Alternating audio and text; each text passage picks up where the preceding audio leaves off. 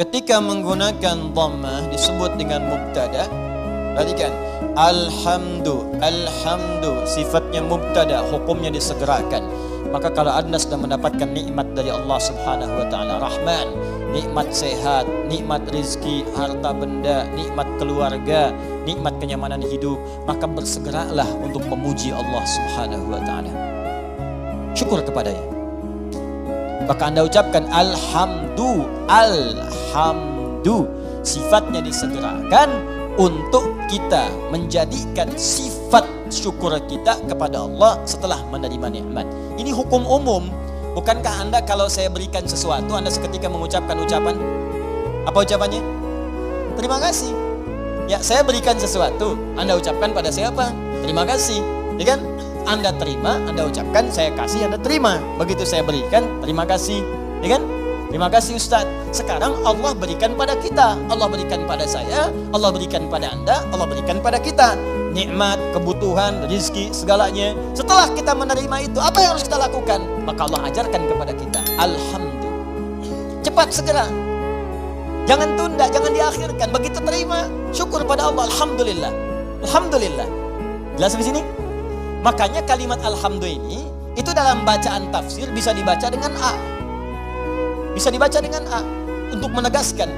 Dari mana taunya Ustaz? Teruskan bacaannya.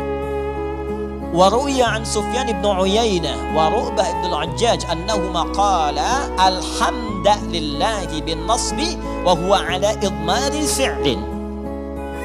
Sufyan ibn Uyainah kemudian juga Ru'bah bin al-Hajjaj, keduanya ahli tentunya dalam bidang qiraat. Ya, keduanya menyampaikan riwayat bacaan dengan fathah. Tapi riwayat ini untuk tafsir. Ingat, bukan untuk bacaan dalam salat. Boleh dibaca dengan fathah, tapi bukan dalam salat. Ingat, dalam tafsir untuk menegaskan perintah segera bersyukur kepada Allah ketika menerima nikmat. Kenapa dibaca alhamdulillah? Untuk menunjukkan kalimat perintah sebelumnya yang ditiadakan untuk memudahkan bacaan kita. Asal kalimatnya kalau kita turunkan, qulu, perintah dari Allahnya. Qulu. Katakan oleh kalian semua, alhamdulillah, alhamdulillah. Cuman kalimat ini yang gak muncul. Ya, Allah tidak menurunkan kalimat ini karena sudah dipahami oleh orang Arab. Orang Arab paham. Dari mana pahamnya? Karena menggunakan dhammah. Dhammah ini sifat segera. Di sifat segera itu gak dikasih tahu pun sudah paham harus segera bersyukur. Cuman kita ini yang bukan orang Arab kadang gak ngerti kenapa mesti dhammah. Maka dijelaskan oleh dua ulama tadi, kenapa pakai dhammah? Karena asal perintah itu untuk bersyukur sifatnya perintah. Kalau mau dimunculkan dalam tafsir ada kalimat sebelumnya, qulu. Kalau dapat anugerah dari Allah cepat minimal katakan, cepat syukuri. Kalau orang Arab gak perlu itu lagi. Makanya ketika Quran diturunkan dengan bahasa Arab tidak menggunakan kata qulu lagi, saking pahamnya orang Arab dengan itu. Cukup dengan kalimat alhamdulillahi rabbil alamin. Paham? Maka kalimat yang pertama, ini perintah dari Allah Subhanahu wa taala. Kalau sudah mendapatkan nikmat yang tadi, nikmat diberi, nikmat sehat, nikmat rezeki, nikmat macam-macam, maka adab yang pertama dari kita terhadap Allah Subhanahu wa taala, berterima kasihlah kepada Allah Subhanahu wa taala dengan semua nikmat yang telah diberikan itu. Kalimat pertama yang kita ucapkan, segera bersyukur kepada Allah dengan kalimat alhamdulillahi rabbil alamin. Maka kalau ada sesuatu kita dapatkan, adab yang pertama, saya tulis ya, adabnya nanti ada 3. 1, ucapkan kalimat tahmid. Awas, nanti ada kaitan nih dengan penambahan nikmat. Anak lulus ujian, alhamdulillahi rabbil alamin. Ya, proyek dapat, alhamdulillahi rabbil alamin. Ya, dapat tempat pertama, alhamdulillahi rabbil alamin. Dagangan habis di luar, dagangan habis, alhamdulillahi rabbil alamin. Ya, ta'lim lancar, alhamdulillahi rabbil alamin. Dapat traktiran teman, alhamdulillahi rabbil alamin. Dapat tumpangan pulang, alhamdulillahi rabbil alamin. Alhamdulillah. Adab yang pertama. Jadi sudah adab, antum aja manusia ngasih langsung terima kasih. Masa Allah ngasih tiap hari kita ucapkan gak ucapkan alhamdulillah. Itu adab pertama. Awas, hati-hati nanti kalimat ini ringan diucapkan tapi dampaknya besar. Kita akan lihat nanti korelasi dengan ayat yang selanjutnya. Pelan-pelan sebentar di sini. Paham sampai sini? Baik, jadi pertama saya ulangi lagi, saat kita kemudian kemudian mendapatkan semua anugerah dari Allah berupa nilai-nilai kebaikan, maka adab yang pertama, bersyukurlah kepada Allah dengan mengucapkan apa? Alhamdulillahi Rabbil Alamin. Baik, adab yang kedua, Gus. Perhatikan baik-baik.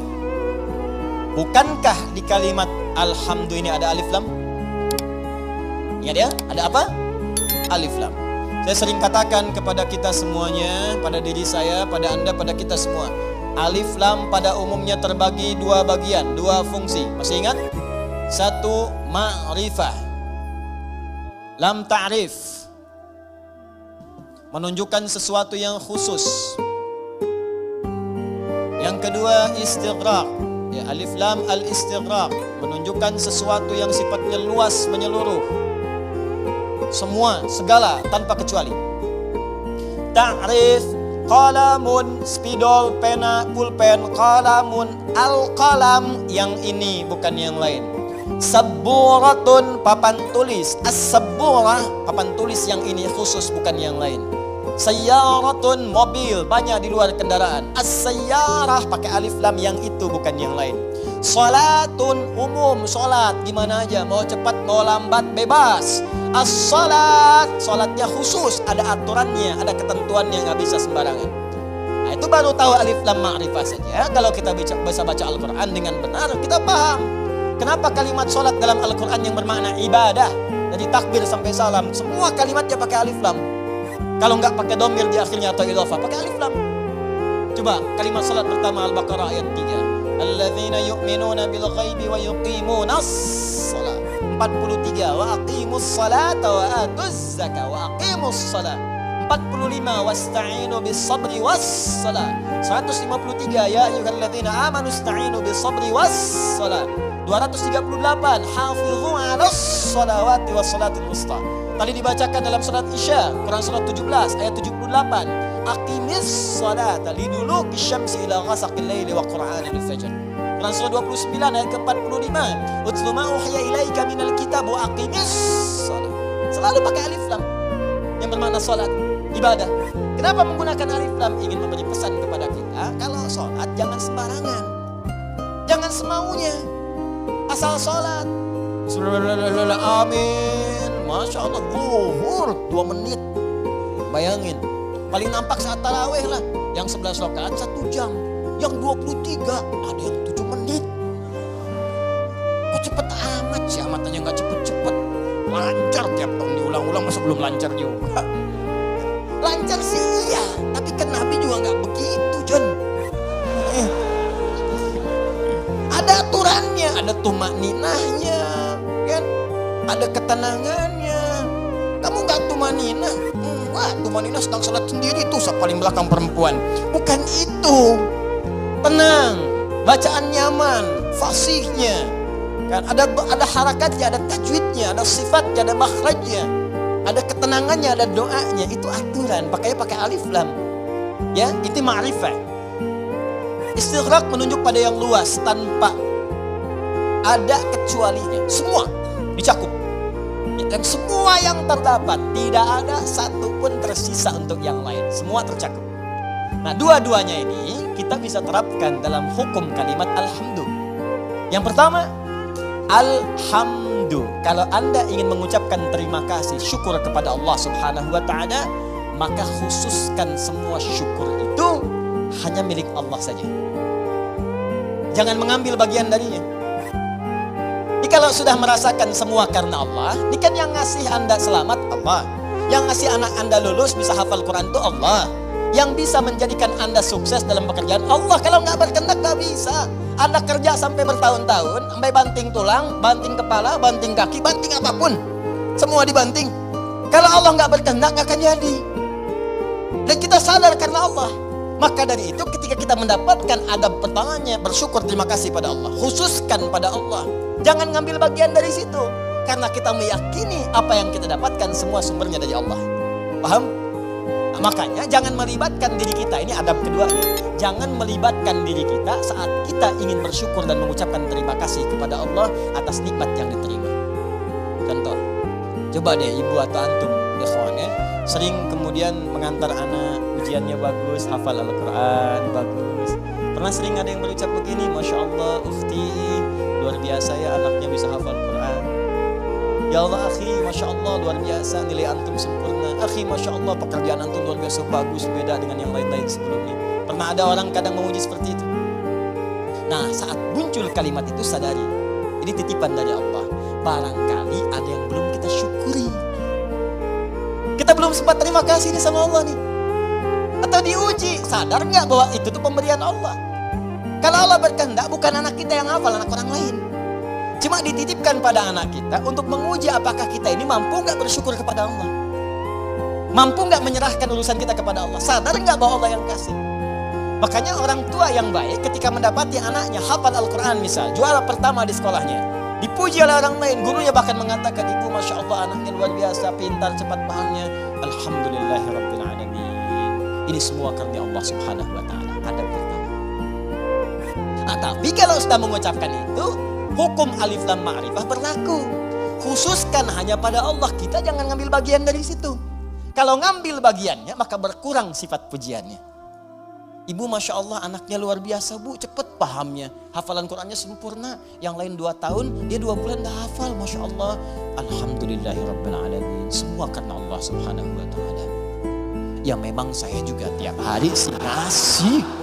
Saya dampingi, terus malam didoain, cek tahajud, sujud. Kalau cek mau bisa begitu, habis tuh. Jelas ya? Jadi jangan ambil bagian dari situ. Jadi kalau sudah al pakai alif lam nggak ada, walaupun meskipun walau demikian itu hilang. Ya, ada ikhwan misalnya kadar Allah sakit di rumah sakit. Hari pertama udah lebih baik, ditanya sering lupa nih kalimat begini. Gimana akhi? Alhamdulillah lebih baik. Ya walaupun udah nggak usah. Ya walaupun sedikit lagi udah nggak usah pakai walaupun, meskipun walaupun walau demikian itu udah hilang. Karena udah ada alif lam. Jelas ya? Udah ada alif lam. Ini tuh kayak sederhana beneran deh. Bener saya serius. Ya ba satu huruf cuman maknanya dalam. Alif lam. Ya alif lam cuman al dibacanya. Tiap hari al itu banyak, tapi yang ini tuh beda dengan yang lain. Anda boleh gunakan al pada yang lain, tapi al melekat pada alhamdulillah beda. Lain dengan al pukat, lain dengan al kalin, lain dengan al yang lainnya beda. Jadi al di sini khusus ketika disebutkan al di sini lekatkan semuanya karena Allah. Gak usah campuri pakai yang lain-lain. Makanya setan itu sering menggerakkan di hati kita pada sisi nafsu. Supaya itu dikurangi. Jadi nilai pahalanya berkurang. Bukan cuma nilai pahala, nanti saya sebutkan kalimat yang lainnya. Begitu nanti yang ini sempurna, turun nanti pernyataan dari Allah Subhanahu wa taala. Begitu benar, akan datang lagi yang lebih besar dibanding yang sebelumnya. Datang, meningkat lagi. Ini yang paling dahsyat. Tapi hukum yang keduanya mesti berlaku. Jadi begitu ada pujian, ada apapun, ucapkan apa? Alhamdulillahirabbil alamin. Tutup bagian diri kita yang ingin maju ke depan. Sudah. Tapi kenapa tapi Pak? Tapi semua ini dari Allah. Tidak ada peran saya sedikit pun di sini. Jelas sampai sini? Baik. Dan al berlaku yang kedua yaitu istighraq pada semua jenis kenikmatan yang kita raih. Ya, awas hati-hati, jangan cuma di satu sisi saja. Awas hati-hati. Lupa kita itu. Dapat yang terasa materi, alhamdulillah. Iya. Alhamdulillah. Dapat proyek, dapat promosi, alhamdulillah. Keturunan, alhamdulillah. Alhamdulillah. Tapi lupa. Bukankah mata ini kadang dirawat oleh Allah untuk tidak sakit? Berapa kali bersyukur dengan nikmat mata ini? Berapa kali bersyukur dengan nikmat telinga yang jelas terdengar? Berapa kali bersyukur dengan nikmat kaki yang bisa melangkah? Anda berharap-harap buat dapat proyek segala rupa, diuji oleh Allah, sakit kaki aja, nggak bisa berangkat kerja, hilang tuh jutaan, ratusan ribu sekian, sakit hilang. Cuman kaki aja satu, kena duri aja, ya tak, udah. Telinga nggak berfungsi sedikit, pusing, capek. Mata, kena gangguan, proyek nggak bisa kelihatan, susah. Berapa kali kita bersyukur dengan semua nikmat ini? Kadang kita bersyukur dengan segala hal yang kita dambakan dan belum kita pegang, tapi kita lupa dengan semua nikmat yang telah Allah anugerahkan pada kita dan melekat pada jasad kita. Maka dari itu dipaksa kita untuk mengucapkan kalimat ini setiap selesai salat. Supaya ingat banyak nikmat yang telah Allah berikan pada kita. Walaupun kita berharap-harap yang lain yang belum tentu kita butuhkan. Kalau bahasa yang lainnya mungkin, ini nikmat banyak yang kamu butuhkan, saya berikan. Itu aja belum disyukuri, kamu minta yang lain. Itu aja belum mampu nyukurin, kenapa minta yang lain? Yang belum tentu kita butuh, belum tentu kita perlukan. Makanya setelah kita subhanallah, subhanallah, subhanallah, subhanallah, ba'da salat apa yang diucapkan? Alhamdulillah, alhamdulillah, alhamdulillah, alhamdulillah, alhamdulillah. Supaya sadar telah banyak nikmat yang kita peroleh, yang kadang kita menuntut banyak hal yang belum tentu kita butuhkan, tapi kita telah mendapatkan limpahan rahmat yang telah kita perlukan selama hidup kita. Jelas? Nah, bagian terakhir, adab yang ketiga. Ya, adab pertama, ucapkan tahmid. Ya, satu. Adab yang kedua, jangan mengambil bagian. Atau kita bisa tegaskan dengan kalimat, tujukan khusus kepada Allah. Khusus kepada Allah. Jadi jangan mengambil bagian dari tahmid kita itu. Saya naikkan ke atas sebagai adab kepada Allah. Dalam semua nikmat yang Allah berikan kepada kita, baik terasa ataupun yang belum terasakan. Yang terasa sifatnya ini yang kita dapati dalam kehidupan kita. Yang belum terasakan, yang kadang-kadang kita ikhtiar baru kita peroleh. Jangan bedakan semuanya. Semua setiap kita dapati, alhamdulillah. Makanya kalau berzikir pasca sholat, jangan cuma di lisan. Saat alhamdulillah itu, kaitkan dengan nikmat yang telah kita dapatkan. Jadi begitu mengucapkan alhamdulillah, alhamdulillah, alhamdulillah. Bayangkan mata sehat, telinga sehat, kaki sehat, hati sehat, pikiran sehat, bening semuanya. Ya, anak sehat, semua sehat, istri sehat, suami sehat. Alhamdulillah, alhamdulillah. Makanya bersyukurnya nikmat.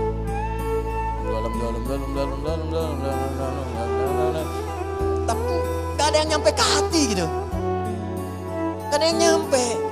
Coba deh ucapkan pelan-pelan. Alhamdulillah, alhamdulillah, alhamdulillah. Rasakan. Itu tenang ke hatinya itu. Enak gitu. Zikir yang terasa itu nikmat ke hatinya. Dan ada ketenangan dalam jiwa kita. Ada getaran. Ada getaran tersendiri. Enak rasanya itu. Ada sentuhan ke hati kita.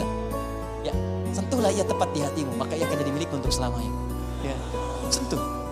Maka bacakan zikirmu dengan bahasa hatimu sehingga terjadi koneksi antara hati dengan lisanmu. Catat dulu, mana dulu. Bacakan. Alhamdulillah, alhamdulillah, alhamdulillah. Tenang. Ala bidzikrillahi tatma'innul.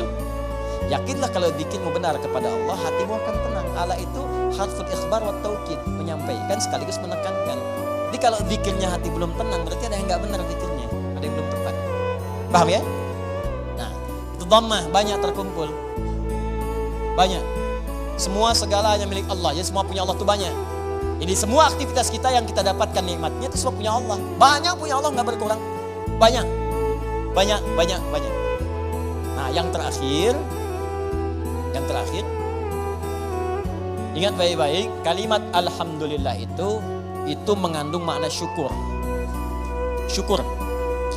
Ya, kalau manusia berterima kasih, kalau kepada Allah kita bersyukur. Baik. Apa artinya syukur? Ya, syukur itu kalau mau dicatat boleh, kalau mau didengar, dihafalkan atau disimak kembali pun tidak ada masalah, yang penting paham maksudnya. Syukur itu ungkapan rasa terima kasih, ungkapan rasa terima kasih dan bahagia, ungkapan rasa terima kasih dan bahagia atas nikmat yang diperoleh, atas nikmat yang diperoleh dengan cara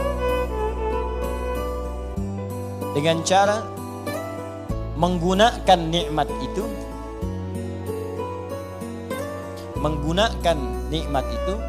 sesuai dengan ketentuan yang telah Allah tetapkan. Sesuai dengan ketentuan yang telah Allah tetapkan. Sesuai dengan ketentuan yang telah Allah tetapkan. Sudah? Baik. Ungkapan terima kasih atau bahagia dan bahagia atas nikmat yang diperoleh dengan cara menggunakan nikmat itu sesuai dengan ketentuan yang telah Allah tetapkan. Baik. Awas, ini kalimat singkat tapi isinya padat dan akan sangat berdampak dengan kuantitas. Ya, peningkatan nikmat setelahnya yang akan kita peroleh dari Allah Subhanahu wa taala. Kalau syukurnya benar, maka nanti limpahan nikmat berikutnya akan semakin bertambah. Perhatikan baik-baik. Awas, ini bagian ketiga ini yang sering gagal. Di syukur ini, adab pertamanya alhamdulillah, betul. Begitu menerima, alhamdulillah. Adab keduanya, tujukan semua karena Allah. Tapi di adab yang ketiga, ini yang paling penting dan tidak sedikit orang gagal di sini. Jangan cukupkan syukur pada kalimat alhamdulillah. Tapi optimalkan nikmat yang diraih itu sesuai fungsinya yang telah Allah tetapkan. Misal, Allah kasih pada kita nikmat sehat di mata, melihat jelas. Kita bisa bedakan objek, ini laki-laki, ini perempuan. Ini peci putih, ini peci yang hijau, ini peci biru, ini peci yang hitam. Bahkan yang paling nikmat paling besar, kita bisa membedakan nikmat hak dan batil, nikmat halal dan haram. Ini halal, itu haram. Baik, ini hak, ini batil. Jujur itu hak, dusta itu batil. Mencari dengan yang benar itu hak, korupsi itu haram, batil. Itu nikmat luar biasa. Ini tayangan yang hak, ini yang batil. Baik, ketika kita dapatkan semua nikmat itu, maka syukuri. Maka cara mensyukurinya, gunakan mata ini, nikmat mata, untuk melihat sesuai dengan apa yang telah Allah tetapkan. Apa fungsi mata yang telah Allah tetapkan? Bukan sekedar melihat. Saya sering katakan, saya sering sampaikan, dalam Al-Quran, fungsi mata itu bukan sekedar melihat. Untuk manusia diikat dengan kalimat, melihat yang baik-baik. Bahkan tegas kalimat Qurannya, palingkan ketika yang dilihat itu tidak baik menurut Allah. Ini nggak baik nih, palingkan. Di mana ditemukannya? Di Quran surah ke-24 An-Nur. Ayat berapa Ustaz? Ayat 30 untuk laki-laki. Apakah perempuan ikut? Ikut, bahkan harus. Ayat 31-nya perempuan. Bahkan iman kita dipertaruhkan di situ. Qul lil mu'minina yaghuddu min absarihim. Katakan pada pria-pria yang masih merasa punya iman, kalau nggak punya iman ya nggak masalah, karena imannya nggak ada maka nggak ada rem dalam dirinya, karena iman nggak ada maka nggak ada petunjuk pada hatinya. Di hati itu ada iman, kata Allah, kalau hatinya ada iman maka iman itu akan merambat ke seluruh anggota tubuhnya. Saat dia naik ke mata, yaghuddu min absarihim, maka imannya akan menunjukkan apa yang harus dilihat oleh matanya. Ketika yang dilihat itu tidak benar menurut imannya, maka dia akan palingkan dari pandangan itu. Nah, jadi kalau ingin mensyukuri nikmat mata, pakai mata ini untuk melihat yang benar-benar, yang baik-baik menurut Allah. Itu tandanya kita bersyukur dengan nikmat. Dan tanda yang kedua, iman kita masih ada, masih kuat. Jadi kalau kita mengatakan alhamdulillah nikmat mata, tapi mata dipakai pada yang tidak benar, itu bukan syukur namanya. Apalagi pas diucapkan, pas dilihat yang gak benar. Gambar apa ini? Gak bener nih gambar nih, alhamdulillah. Nah, alhamdulillah, pandangan pertama, selanjutnya kan gak boleh. Kalimatul haq yuradu bihal batil. Ya, kalimatnya benar cuma ditempatkan di tempat yang salah. Paham? Nah, jadi coba cek deh. Katanya alhamdulillah, tapi mata masih dipakai pada yang tidak baik. Berapa kali Anda melihat gambar yang tidak tepat saat membuka status, saat mengupdate status, saat melihat browsing, searching berita di internet, saat membuka handphone, berapa kali iklan tampil, kemudian mata kita bisa mengelak dengan cepat. Pindahkan pandangan. Itu baru satu. Belum telinga. Nikmat telinga, gunakan telinga sesuai dengan fungsi yang telah Allah tetapkan. Kata Allah, jangan dengar yang tidak baik. Ya ayyuhalladzina amanu, hai orang-orang masih merasa punya iman, la yaghtab ba'dukum ba'dha, jangan dengarkan gibah. Jangan bergibah, jangan dengarkan gibah. Jangan bikin acara gibah, jangan jadi pelaku gibah. Sekarang dikemas jadi acara TV. Yang repot gibah, ya, bikin situ tulisan. Memang kadang-kadang gini, kalau maksiat itu jangan dikemas-kemas. Semakin dikemas kelihatannya semakin bagus, dijualnya jadi menarik. Bikin aja title yang langsung tunjukkan pada tingkat maksiatnya. Ya, jadi kalau ada tayangan-tayangan gosip, langsung antum sebarkan berita tayangan gibah. Gitu aja, sebarin tuh ke yang lain, share. Tayangan gibah, terus turunkan ayat Quran di bawahnya. Khusus bagi orang Islam saja supaya nggak jadi tersangka nanti. Gampang. Udah. Paham ya? Nah, gitu aja nanti hilang sendiri. Ya, jadi dan jangan jadi pelakunya, katanya muslim tapi jadi pelaku gibah. Aneh. Jelas ya, iman kita dipertaruhkan di situ. Tuh, itu baru mata, ke telinga, belum ke lisan. Ya lisan pakai untuk apa? Bicara yang benar. Makanya Nabi itu mengikat dua saja. Maaf, man kana yu'minu, iman lagi tuh. Man kana yu'minu billahi wal yaumil akhir falyaqul khairan aw liyasmut. Siapa yang masih merasa beriman pada Allah dan hari akhir. Kenapa ada hari akhir? Menunjukkan hisab. Dihisab. Wafat dihisab. Itu penegas tuh. Jadi kalau melanggar ketentuan ini, maaf berarti iman bermasalah. Yang kedua merasa ringan saat dihisab. Falyaqul khairan, katakan yang baik-baik. Jadi kalau masih punya iman, yang gak baik itu akan dikatakan. Apa yang gak baik? Banyak dusta. Wailul lil mukadzibin, celaka para pendusta. Dusta itu gak baik. Kalau dusta akan celaka. Gibah, ya celaan, makian, perselisihan, gak baik. Makanya kalau Anda rajin ikut taklim tapi rajin berselisih, ada yang aneh tuh. Aneh. Katanya taklim, katanya mendekat pada Al-Quran, katanya ingin praktekkan Al-Quran, tapi melanggar isi Quran. Aneh. Anda belajar di mana? Quran mana yang Anda praktekkan? Mana iman Anda? Taklim itu menguatkan iman, bukan melanggar iman. Itu poinnya. Jadi kalau Anda dekat dengan Allah, itu semua tubuh kita akan dijaga. Lurus pada nilai-nilai kemuliaan. Jelas sampai sini? Itu teman-teman, itu baru tubuh kita. Belum yang lain. Ini saya tanya pada Anda. Ya, mulai dari pakaian, alas kaki, rumah, ya kendaraan. Pertanyaan saya, berapa nikmat yang telah kita peroleh, yang telah kita gunakan sesuai fungsi yang telah Allah tetapkan kepada kita. Makanya pelajari dulu sebelum meminta kepada Allah. Ya Allah, berikan aku anugerah rumah. Apa fungsi rumah menurut Allah dan Rasulnya? Turunkan. Ada fungsi rumah untuk berzikir, fungsi rumah sebagai naungan. Fungsi rumah itu ada 3-4 dalam Al-Quran. Ada manzil, kenapa rumah disebut dengan manzil? Ada bait, kenapa disebut dengan bait? Ada dar, kenapa disebut dengan dar? Ada maskan, kenapa disebut dengan maskan? Ada di situ turunannya, pelajarin dulu. Jangan ngotot minta sesuatu, tapi ketika diberikan gak bisa syukurin. Itu yang bahaya nanti saat hisab.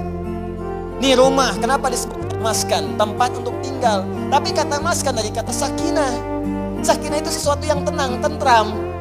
Ciptakan ketentraman di rumah, ciptakan ketenangan di rumah. Kalau sudah punya rumah, bikin suasana tenang di rumah. Jangan di rumah ribut terus. Di rumah berselisih terus. Kalau Anda di rumah tiap hari ribut, artinya kurang syukur Anda kepada Allah. Orang yang gak punya rumah, belum dapat amanah rumah, masih ngontrak, ada yang numpang tinggal, dia hidupnya tenang. Masa Anda yang dikasih gak tenang? Padahal tempatnya disebut maskan, tempat untuk tenang. Ustadz, kenapa saya gak tenang? Karena Anda gak belajar turunan dari maskan. Maskan itu sifatnya sakinah. Sakinah itu dibawa ke rumah tangga. Ayatnya Quran 30, surah 30 ayat 21. Pelajari ayatnya. Di situ ada sakinah. Sakinah dapat, mawadah turun. Mawadah turun, rahmat dapat. Di situ disingkat sakinah, mawadah, rahmah. Disingkat jadi samara. Dibawa ke dapur jadi sambara. Tuh. Ini kan pernikahan seperti sayembara, tebak-tebakan. Anda mendapatkan samara, tapi Anda tidak menggali hikmahnya, bagaimana bisa meraihnya. Anda mendapatkan pengen sakinah, tempatnya maskan yang punya Allah, tapi Anda sendiri jauh dari Allah, bagaimana bisa mendapatinya? Makanya fungsi rumah yang kedua disebut bait. Bait itu dari bata yabitu, baitan, tempat menetap. Tapi bukan sekedar menetap. Karena dalam Al-Quran ketika disebutkan bait, sesuatu yang mendekatkan diri dengan Allah. Makanya Ka'bah disebut bait. Quran surah ketiga ayat 96. Inna awwala baitin wudi'a lin-nasi alladzi bi Bakkah mubarakah. Sungguh rumah pertama yang ditetapkan untuk manusia itu apa? Ka'bah yang terletak di Mekah yang diberkahi. Kenapa Ka'bah disebut dengan bait? Untuk menunjukkan setiap fungsi bait itu menghadap ke arah Ka'bah. Kenapa disebut menghadap ke Ka'bah? Untuk menunjukkan ketaatan kita kepada Allah. Ibadah. Diturunkan di hadis Nabi, pakai zikir. Rumah yang tidak digunakan untuk berzikir seperti kuburan, sepi. Bukan sekedar zikirnya, karena dengan zikir itu kita menjadi lebih dekat dengan Allah. Ketika dekat dengan Allah, rahmat turun. Begitu Joni cara memahaminya. Ini rumah dibangun-bangun, di luas-luas, tapi jauh dari Allah. Ya gimana bisa nyaman tinggal di rumah? Luasin. Silahkan aja luasin. Kandang ayam juga luas. Main ke Subang tuh banyak kandang ayam. Kandang ayam juga luas. Apa bedanya rumah Anda dengan kandang ayam? Apa beda rumah Anda dengan Ragunan? Ragunan juga luas tuh, kandang singa luas begitu. Luas. Apa bedanya? Bedanya pakai zikir. Zikir. Apa itu zikir? Banyak di Quran. Salat zikir, Quran surah 20 ayat ke-14. Wa aqimi sholata li dzikri, baca Quran zikir, Quran surah ke-15 ayat 9. Inna nahnu nazzalna dzikra wa inna lahu lahafizun. Bacaan subhanallah alhamdulillah kalimat thayyibah zikir, Quran surah ke-4 ayat 103. Asmaul husna zikir, Quran surah ke-2 ayat 152. Ditafsirkan dengan Quran surah ke-17 ayat ke-110. Doa itu zikir, Quran surah ke-7 ayat 205. Menghafal Quran zikir, Quran surah ke-54 ayat 17 ayat 22 ayat 32 ayat 40. Kenapa nggak dihidupkan di rumah tuh begitu? Zikir. Semua, ayo coba deh dengan istri menghafal kan? Masya Allah. Gak apa-apa sambil bercanda. Setelah itu berlomba. Gak apa-apa. Mama sayang, Masya Allah. Tahu nggak bedanya keramik sama kamu?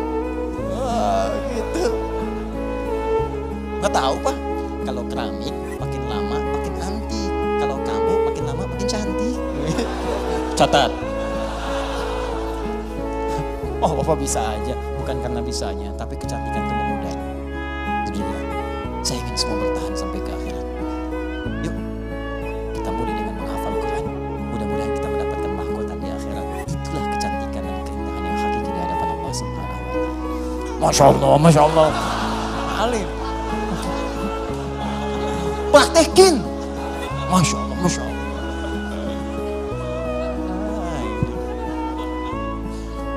Paham? Dibikin status.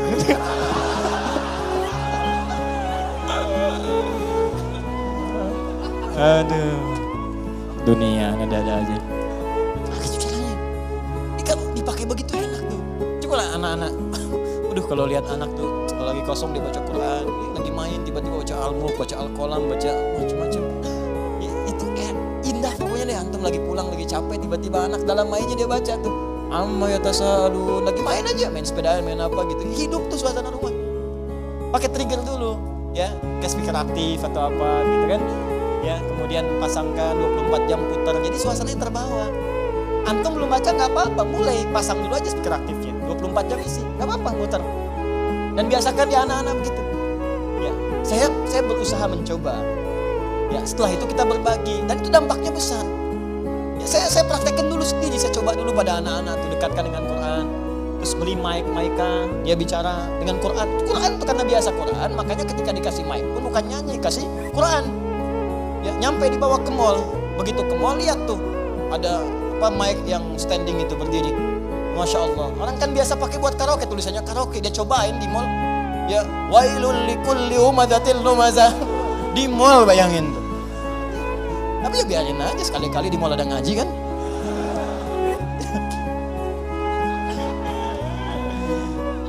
Tapi ya begitu gitu. Itulah nikmat, itulah syukur. Syukur itu butuh realisasi, bukan cuma ucapan. Alhamdulillah rumah kita besar. Syukur aja, silakan undang bagi dengan tetangga. Alhamdulillah. Tapi buktikan, jangan setelah undang tetangga segala lupa lagi dengan Allah. Tuh kalau digali banyak, ada maskan, ada bait, ada dar, ada manzil nazala, turun, manzil tempat menurunkan. Apa yang diturunkan situ? Turunkan keturunan. Makanya jangan pernah bermaksiat di luar rumah. Setelah berumah tangga ada rumah, lakukan semua hubungan di dalam rumah. Jangan maksiat di luar rumah.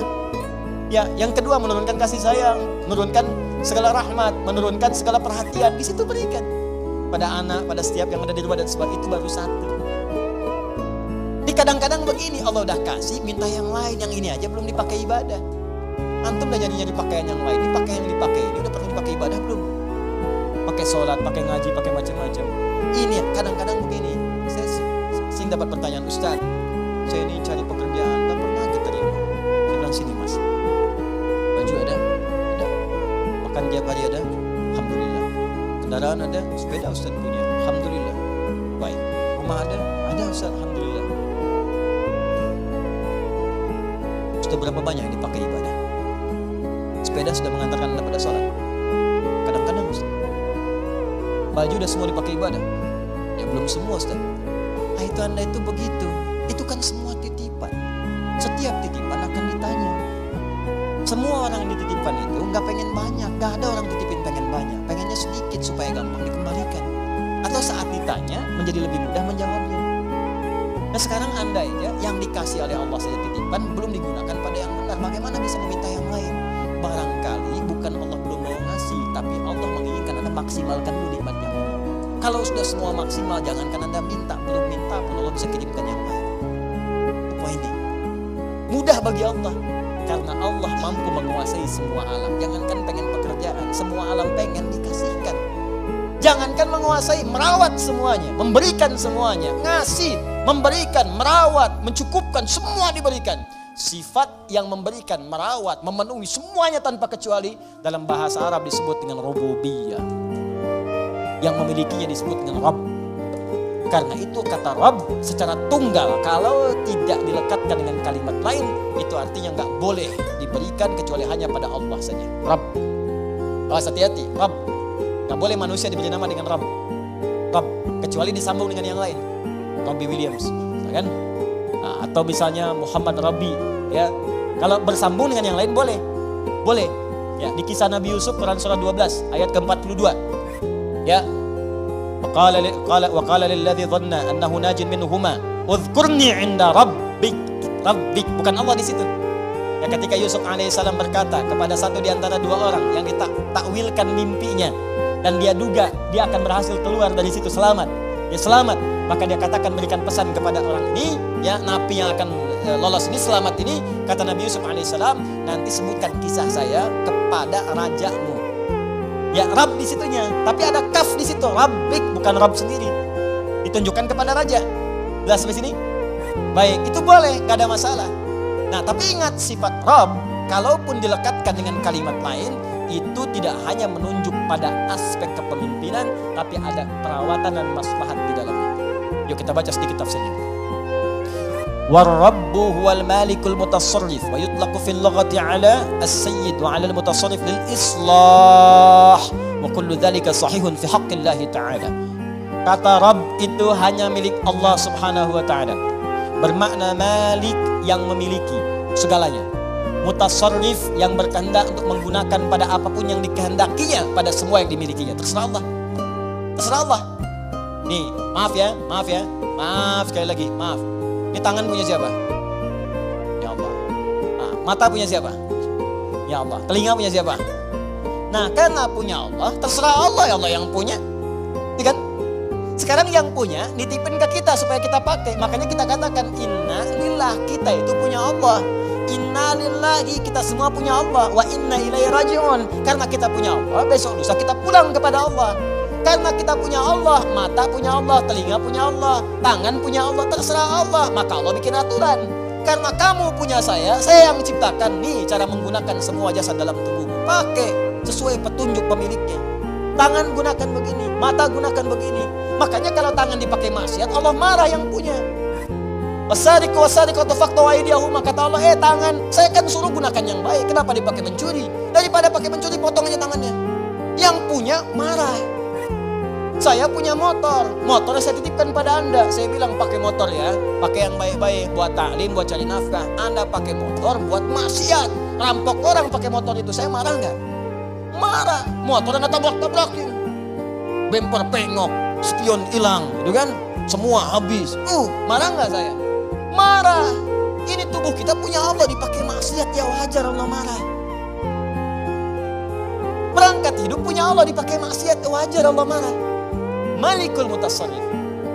Makanya kata yang memiliki dan mengatur semuanya sesuai dengan kehendaknya itu Rabb namanya. Kalau kalimat itu diambil untuk sifat keteladanan kepada makhluk misal manusia, maka tambahkan kalimat lain. Rabbul bait yang merawat rumah. Ya, Rabbud daulah yang merawat pemerintahan. Kenapa disebut Rabb? Supaya dengan perawatan itu memberikan maslahat. Makanya para pemimpin baik di rumah tangga ataupun aspek yang lebih luas lagi, kalau dia memimpin tapi tidak mengarahkan pada yang lebih baik, besar pertanggungjawabannya di hadapan Allah Subhanahu wa taala. Tinggi. Awas, hati-hati. Hati-hati. Dan itu berat di hadapan Allah Subhanahu wa taala. Nah, kita tutup kalimatnya Alhamdulillahi Rabbil Alamin. Kata Allah, kenapa menggunakan kata Rabb? Rabb itu sifat memberi tanpa batas, sifat merawat dengan sempurna. kalau engkau bersyukur kepadaku, menggunakan semua nikmat yang telah aku berikan sesuai dengan perintahku dan fungsinya, maka aku akan tambahkan lagi bagi kalian. Tambahkan lagi. Dan aku akan rawat kalian beserta nikmat-nikmat itu, sehingga semua nikmat terpakai dalam hidup kalian. Itu yang disebut dengan berkah. Dapat gaji 100.000, semuanya tergunakan dalam manfaat. Kan ada orang dapat 1 miliar sebulan, tapi nggak ada manfaatnya, habis. 100 juta 3 hari habis. 200 juta sepekan habis, tapi manfaatnya nggak kerasa. Aduh, kadang-kadang kasihan banget. Dapat gaji 100 juta, sepekan habis, pakai nonton burung, pakai nonton kuda doang, kuda lewat, bayar 20 juta, cuma lihat kuda doang. Masya Allah, pakai ini, pakai itu, jalan sini, dia sini nggak menikmati. Kalau berkah nggak apa-apa, makin banyak makin berkah, banyak beri orang lagi, beri lagi, sedekah lagi, berkah nggak apa-apa. Ya, pilih mana? Sedikit tapi berkah atau banyak tapi berkah? Banyak tapi berkah, banyak berkah, ya. Ya berangkat umrah, berangkat haji, sedekah, infak, ini banyak berkah, banyak. Alhamdulillah, nggak apa-apa. Tapi sering terjadi banyak dikumpul-kumpul, dia sendiri nggak merasakan itu. Dan yang paling dahsyat itu kadang berkelahi dengan orang yang dipegang aja di tabungannya belum habis. Itu sekarang banyak orang aneh itu, banyak orang aneh. Beneran, serius saya. Banyak orang aneh. Kalau Anda cek kekayaannya luar biasa, miliaran, triliunan dan sebagainya, tapi masih mengharapkan yang lain, itu aja belum kepake buat dia. Bawa uang aja 1 miliar, masuk ke restoran, makan, mau makan apa situ? Itu aja belum habis. Sudah pengen makan aspal, makan hutan, makan ini, makan itu. Allahu Akbar. Apa yang mau dimakan? Kasihan saya, kasihan bener. Hidupnya kasihan, dikumpul-kumpul kepake enggak, mati aja. Udah selesai itu. Jadi cuma mewariskan masalah. Dan kalau nggak berkah, celaka. Begitu dia meninggal, orang rebutan, anak cucunya rebutan, saling tembak, saling bunuh, meninggal nggak ada yang dapet. Kan sering saya bilang kayak 2 orang rebutan mobil, dua-duanya meninggal, mobilnya cuma ketawa. Paham ya? Nah, maka kalau kita benar menggunakannya, sifat rububiyah itu muncul. Allah akan merawat, maksudnya menjadikan semua nikmat yang Allah berikan pada kita berkah. Kepake semua, kepake, ada manfaatnya. Berkah itu ziyadatul khair, nilai kebaikannya bertambah. Nah, kemudian sifat Allah untuk memberikan tambahan itu dialihkan, diuraikan pada kita dengan melimpah. Tambah. Kata Allah, jangankan rumahmu yang kecil itu, semua alam saja tanpa batas saya bisa rawat. Jangankan kau minta yang sedikit, minta semua alam pun aku berikan, karena aku Rabbul Alamin. Karena itu sifat lillah, alhamdulillahi, harakatnya. Kemudian sifat yang kedua ikut Rabbi, bukan Rabbu, Rabbi yang menunjuk kepada Allah tadi. Seperti Bismillahirrahmani, ya Rahmani ke Allah. Maka Rabbi ke Allah, Rabbil Alamina. Kata Allah, akulah Tuhan yang merawat, yang menguasai semua alam. Alam saja sudah jamak bentuknya, alam jamak, alamin jamul jamak, jamak dari semua jamak. Jadi kalau ada yang banyak, semua yang banyak itu aku kuasai, kata Allah. Manusia sedikit, kalau kau mau minta, aku berikan apa yang kamu inginkan. Kalau kamu ingin aku rawat. Jangankan kamu, semua alam aja aku rawat, apalagi cuma kamu. Jelas ya? Nah, maka dari itu pada ayat yang ketiganya Allah turunkan kemudian ayat yang sangat indah untuk menerapkan kaidah di ayat yang kedua ini. Perhatikan baik-baik. Kalau Anda benar-benar bersyukur kepadaku, kata Allah, menggunakan nikmat dengan baik sesuai peruntukanku, aku akan tambahkan kepadamu, aku akan rawat nikmatmu, bahkan apapun yang kamu minta, walaupun sepenuh alam, aku akan berikan jika engkau itu butuhkan, karena aku penguasa, pemilik dan pengatur semua alam tanpa kecuali. Maka turun Quran surah ke-14 ayat ke-7 di kaidah ini. La in syakartum la azidannakum. Kalau engkau bersyukur kepadaku, la azidannakum, maka aku akan tambahkan kepadamu. Masih ingat teman-teman sekalian? Kalimat alhamdulillahirabbil alamin, bukankah kalimat syukur? Syukur atas apa? Nikmat yang kita peroleh. Di mana nikmatnya? Di kalimat ayat pertama. Bismillahirrahmanirrahim. Rahman nikmat dunia, Rahim nikmat akhirat. Saat mendapatkan nikmat dunia, alhamdulillah. Begitu kita alhamdulillah, benar alhamdulillahnya, Allah tambahkan rahmannya. Syukur lagi, Allah tambahkan rahimnya. Pahala tambah lagi, rahmannya tambah, lipatkan lagi. Sekarang motor, besok mobil. Sekarang mobil, besok bis. Sekarang bis, besok kereta. Nambah. Karena itu ketika Anda alhamdulillahirabbil alamin, maka Rahman dan Rahim Allah akan tambahkan. Rahman dunia, Rahim dalam urusan akhirat. Karena itulah pada ayat selanjutnya turun lagi kalimat Ar-Rahmanir Rahim untuk menegaskan ketika Anda benar bersyukur kepada Allah, maka sifat Rahman dan Rahim berupa pemberian Allah akan terus dilimpahkan kepada kita, dan itu janji Allah dalam kalimat la in syakartum la azidannakum. Maka selesai pembahasan dua ayat sekaligus, ayat yang kedua dan ayat yang ketiga. Sekarang pertanyaannya, kalau ada orang yang tidak bersyukur dengan semua itu dan dia merasa itu punya dia, seperti Korun pernah dicontohkan dalam masa-masa yang lampau. Sekarang muncul lagi korun-korun milenial misalnya. Ya, korun-korun kekinian. Maka penting kita ingatkan ada ancaman yang berlaku dalam Al-Quran dan penegasan tentang apa yang terjadi jika seseorang merasa memiliki bukan sebagai titipan yang harus tingkatkan syukurnya kepada Allah Subhanahu wa Ta'ala. Itu nanti yang kita bahas di pertemuan berikutnya dengan turunnya ayat yang keempat.